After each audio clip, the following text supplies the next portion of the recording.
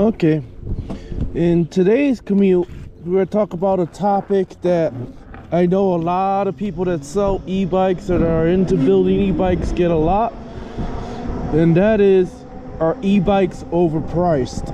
Now, the reason why I'm doing this topic is because it's actually one of the most asked questions I ever get when I'm actually selling a bike, and a lot of people do the mistake and they compare an e-bike to a car.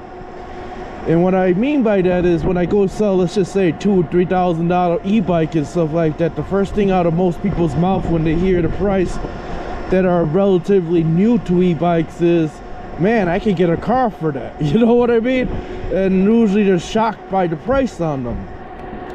Now, the best way to answer it is, if you are getting, let's just say, a $3,000 car and so forth, is that car is not just going to cost you $3,000, all right? You know what I mean? Back in the day, we used to actually be able to get what you call beater cars for about $800 to $1,000. Now they've gone up significantly since since inflation and all that. You know what I mean? Where it'll typically cost you $2,000 to $3,000 to get a decent running car. Now the problem with that is that you got to look at the maintenance aspect, and it's like an aircraft, where for aircraft you have to keep logs and do your routine maintenance and all that other stuff and correct any potential design flaws and issues and so forth to keep that aircraft airworthy, otherwise you can't fly it. Well, with cars it should be similar. I mean, they try to do like inspections and stuff like that, and do emission testing and stuff like that, but as we know, a lot of people find ways around it. What I mean by find ways around that is they drop 20 on the floor type deal, and then of course the guy that's actually doing the inspection will usually look the other way and stuff, unfortunately. And there's a lot of corruption in that, you know what I mean, because there's really no oversight on that like there is on aircraft and stuff like that. So a lot of people get away with stuff that they're not supposed to get away, and you see a lot of these junk cars on the road that you wonder how the fuck that these cars are even still riding on the road, essentially, because they're death traps. So to compare an e-bike to a car is not a fair assessment, because to get a $3,000 car, you're likely going to have to put about another $3,000–$4,000 into that car to make it essentially roadworthy and to be used as a daily driver, so that 3 car will turn into a $7,000 car. But even then, you can't compare e-bikes to cars, because it's not apples to oranges, you know what I mean? You could get cars that could cost as much as a few $100,000 to even $1 million if you're looking for exotic sports car, example and stuff like that, like a Ferrari or Bugatti or something like that. Same way, like you could get a bicycle that costs you $8,000 if you're off-roading it and stuff like that, because the components and stuff that are used on that bike to ensure that bike doesn't fall apart and doesn't kill you while you're doing jumps and so forth. So you know what I mean? Two different things, In every category, you're going to have the extreme, and then you're going to have the reasonable, which is good value for your money, of course. So don't compare e-bikes to cars, essentially, is what I'm trying to say, you know what I mean?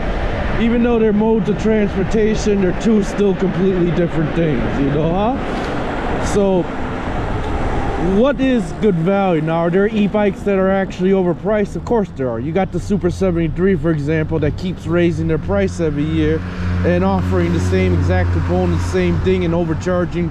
Like, for example, on the little diamond display that they use, they charge you over $100 if you get a replacement display, and that display is only maybe cost them about less than $10 to make, And so and then they charge you $1,200 for a replacement battery that would typically only cost you $400 anywhere else. So yeah, you got bikes that are way overpriced, but then you got some bikes like the Onyx City 2, for example, extremely good value for the money, you know what I mean, because you're getting a lot for your money and so forth.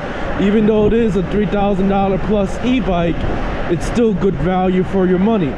And then you got some cheaper e-bikes too as well, like a $1,500 bike or whatever, that's very good value for your money. And then you got your cheap bullshit $700 e-bikes that are crap, that if you go ahead and ride them long enough, they'll fall apart on you and they'll essentially try to kill you. So that's the thing about it, and I know this firsthand because I actually drove an Archer for a while, and the handlebars stem broke completely off because it was just made out of cheap aluminum, and I ended up, you know, wiping out and injuring myself pretty good because I was going 20-something miles out and stuff like that. So you essentially get what you pay for, you know what I mean? The more quality components and stuff like that, you end up paying more money for. So that's why I say it's hard to determine if an e-bike's overpriced or not. You know, that's what the market's for. You know, you got supply and demand essentially, you know what I mean? So not all e-bikes essentially are gonna be overpriced. You can actually get some, even though they seem pricey, they're actually good value for the money and stuff like that. So that's one of the things you gotta watch out for and stuff like that. Essentially you gotta pick obviously what style you want, how much power you want and stuff like that. And the more capacity battery, the bigger the motor, the better the controller, like you're using an FOC controller instead of square wave controller. And you want good, decent suspension, not just any crap full suspension, but actually have bearings in the frame on the pivot points and all that and stuff like that. You end up spending some money on it, you know what I mean? Versus a cheap e-bike that's thrown on a $200 Walmart bike, you know, that essentially is gonna fall apart on you relatively quickly, and then you're not gonna get very good capacity for the money essentially and stuff like that. So those are things you got to take into mind when you look at price, and that's why I said you got supply and demand. If someone's willing to pay for it, then obviously it's worth the price to someone. So it's really hard to just tell you, yeah, this is overpriced, this is not, because it's like the Super 73 for example. Even though I think it's poor value for the money, I personally wouldn't buy it. You know, there's people that are willing to buy, and that's why the reason why they're raising their prices and stuff, because they know that. So is that bike overpriced to the people that brought it? Probably not. And that's the thing about it, you know. But like I said, the one that really gets me the most though is when people compare e-bikes to cars, because you know, a car you could throw another $4,000 or $5,000 into it to get it running nice and smooth and road everywhere. It's gonna last you a while. So that $3,000 car is actually a $6,000 to $7,000 car, and comparing them is not fair, you know. So you can't really compare the two. Same way like on an e-bike, you could get your $700 e-bike and it could be total junk because they built it on a cheap frame that's gonna end up cracking the welds and breaking in half. Or you get, you know, of course, suspension components and stuff that are gonna fail because they put no bearings in the pivot points on the frame itself and stuff like that.